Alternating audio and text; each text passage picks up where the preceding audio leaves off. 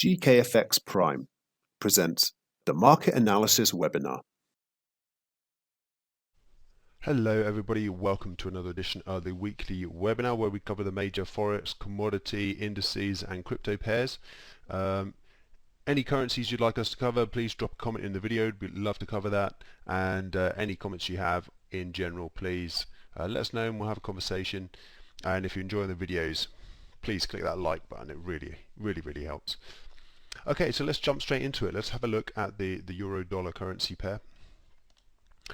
So here's where we stand.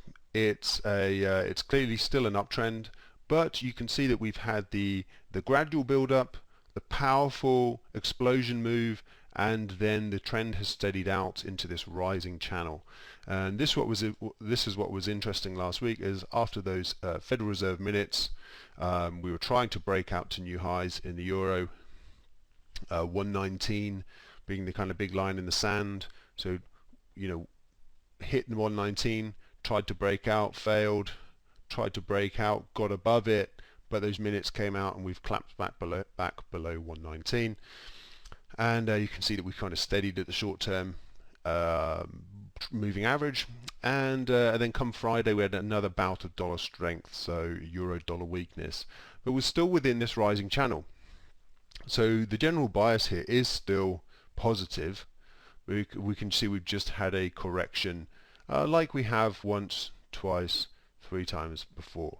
The question is this rolling over into a downtrend? So are we, explosive up move, correction, up move, steadied out, and then topping? Are we in a top pattern right now is obviously the big question. Well, a good reason to say yes is this declining trend line that we've shown for probably the last month now. Big long-term declining trend line. It's not to say that the euro can't move up to 130 and beyond, and I actually tend to think it probably can. And you can see that we've actually made a base here around 105. So that all looks good, but you can't deny that on several occasions in the past, this declining trend line has capped the up moves in the euro.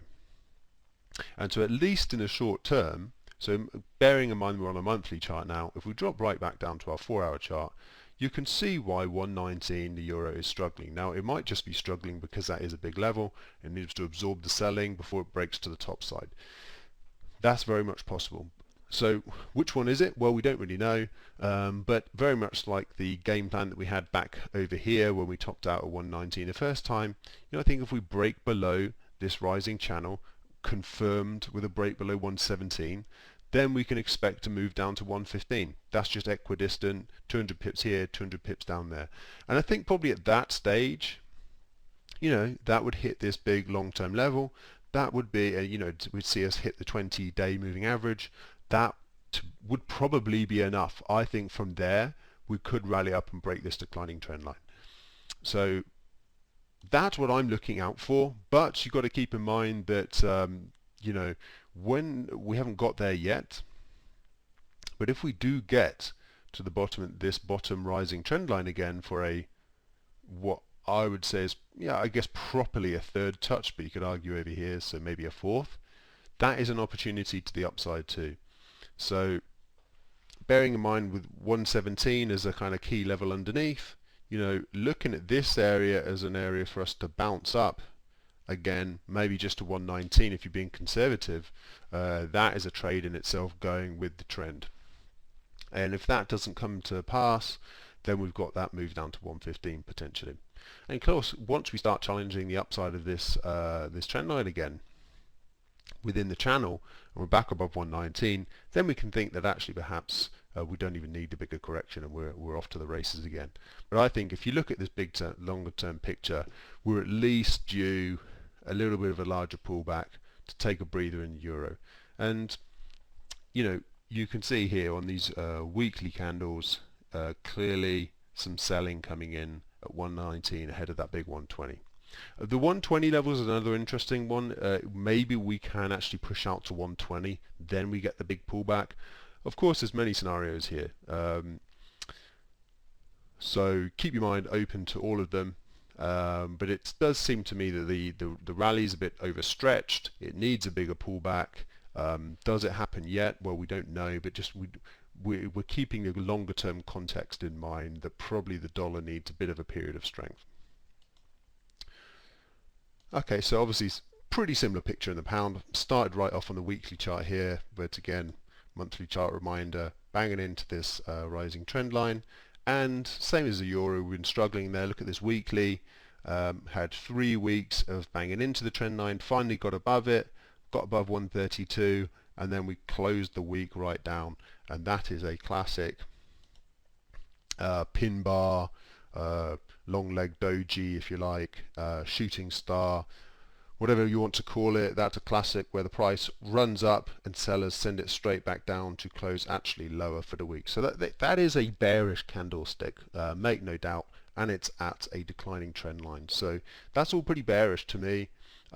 These are interesting patterns. You don't see it looking like this that often, with these parallel lines where there's a big move up, big move, matching move down, an almost matching move up again, and an almost matching move down again. And it shows that there's a lot of uncertainty about what to do next at these big levels. To me, it still tends to make sense that we have a bigger correction, but the move higher in the pound has not been quite so clear cut as the euro.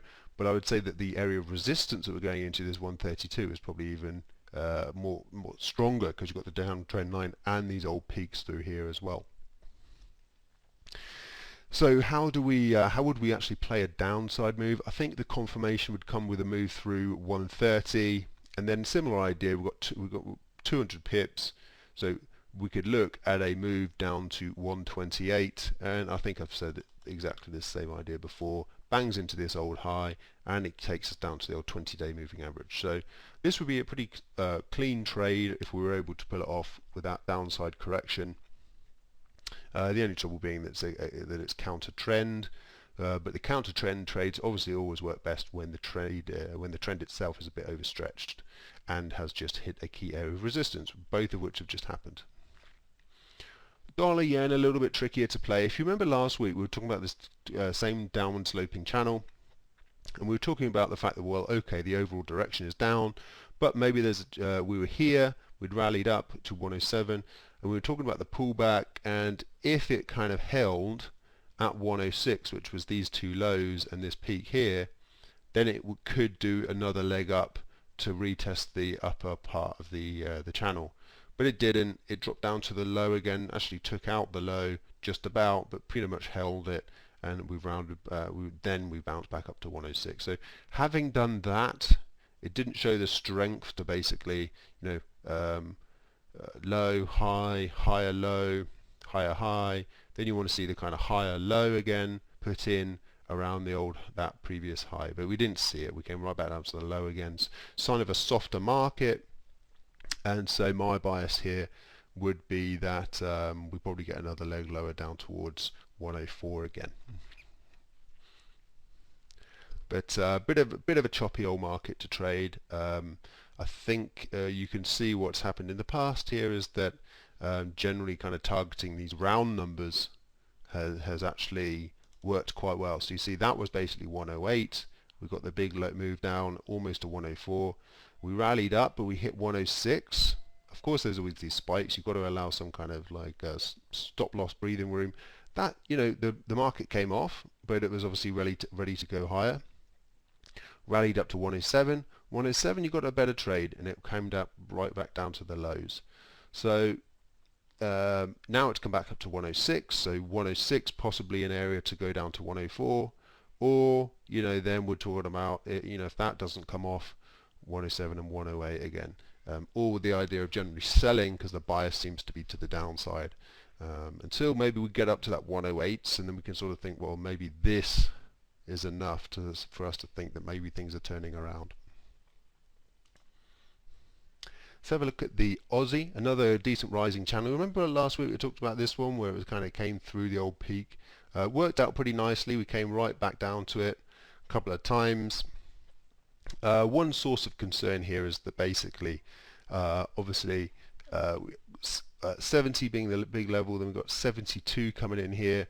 What seems to have happened is we're in the rising channel, we bang down to the bottom of the channel. What you want to see in a kind of healthy rising channel is it touches the, just like it happened here, it touches the top, comes down, touches the bottom, okay, little correction, but moves up to the top side of the channel again. Here, touches the bottom, hits basically 72 and comes straight down to the bottom trend line again. So that's showing a bit of weakness. Now clearly people have bought in because, you know, near that low on the channel again, that was a pretty low risk little buy down here, but I'm not convinced that having turned down here many people are going to ride it up past 72, and I think probably in the run up to 72 but is potentially where we roll over again, and it seems like this channel is getting a bit old, and again feeds into that general idea that maybe we're due a bit of a bigger pullback in these currency pairs and a bit of a rally in the dollar.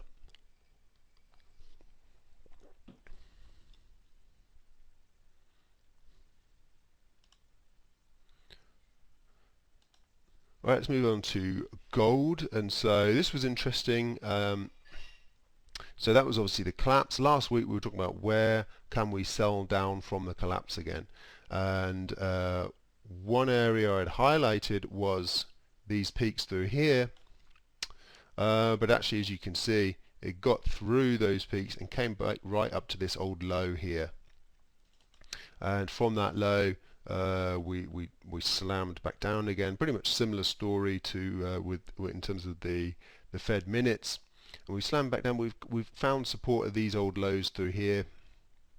To some extent, these lows in here is kind of where we're where we're trading.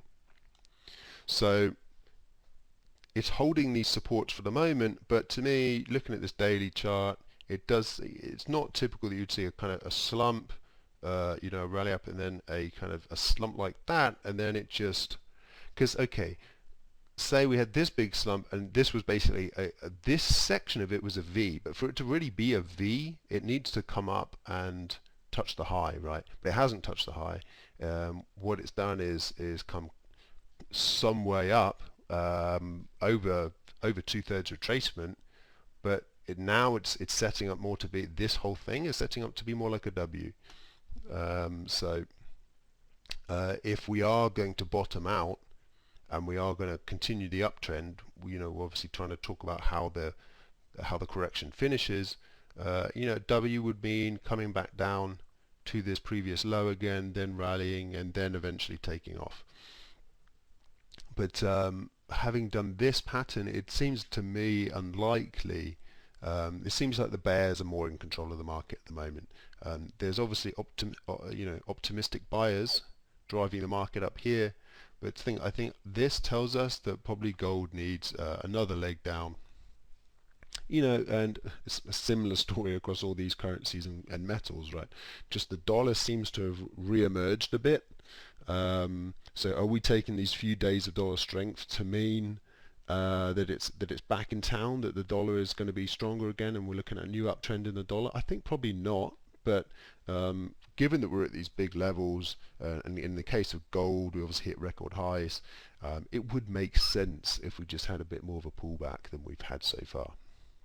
So with that game plan in mind, just looking out for ways to trade the break lower basically. And I think if we do get a rally up, we could stall out at this old high here and potentially roll over, or we just break to the downside and break this rising trend line, which has been quite effective so far in holding this up moving gold. And then we've got these fib levels, right? So I've taken it from the low right down here around 1460.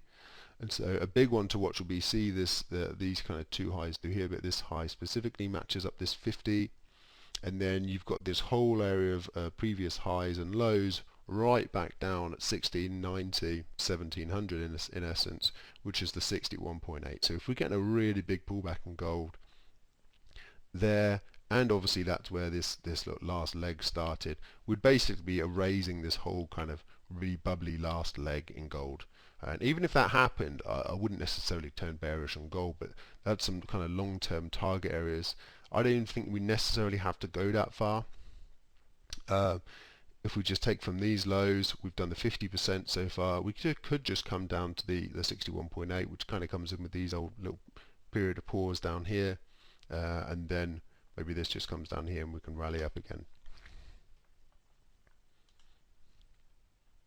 Okay, oil, still my least favorite market to trade at the moment, just definitely the absolute definition of kind of choppy summer trading. The only thing I would say is that if you say that we've basically held on to 40 as a round number with the series of tests, right, and now we're just up into the middle of 42.50 in essence is like a middle, and we can see that we've got a horizontal trading range around 42.50. If you say 40, 42.50 is the middle, then it would sort of make sense that the next move is up towards 45, if you talk about it in terms of kind of round numbers and what's attracting the price. So that would be, if anything for me, just set your targets on 45. You know, and obviously it's a matter of your trading style. Do you wait for a breakout of this channel? The price action's been a bit choppy, so I wouldn't necessarily want to. I'd be thinking more in terms of pullbacks, which has already happened 3 times, down towards the bottom end of the channel, and hope for sort of an eventual breakout to the top.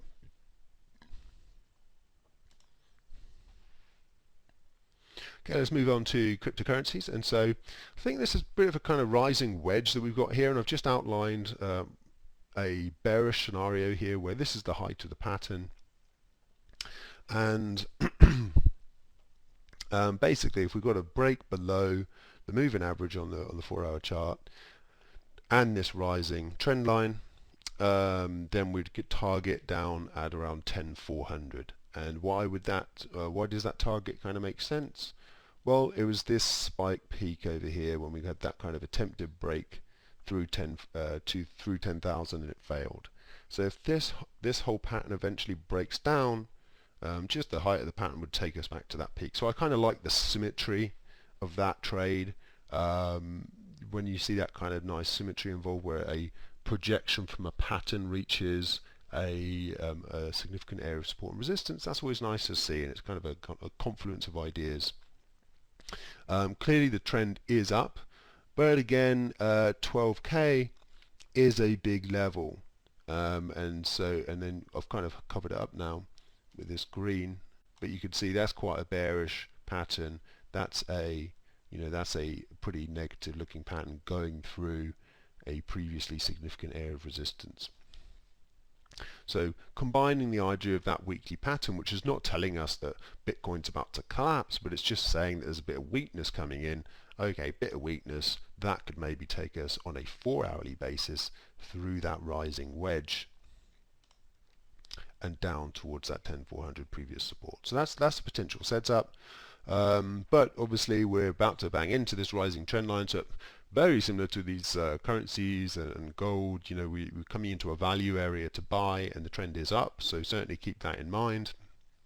It just seems to me that maybe a bigger pullback is coming. So let's see next week when I do this webinar, will we be talking about having a bigger pullback having happened, or will all these currencies and gold just have rallied further? They may well have rallied further over the next week, so we may still be, in fact, especially given it's kind of summer trading, we may be talking about the same possibility of a breakdown next week as well, if these things just meander around.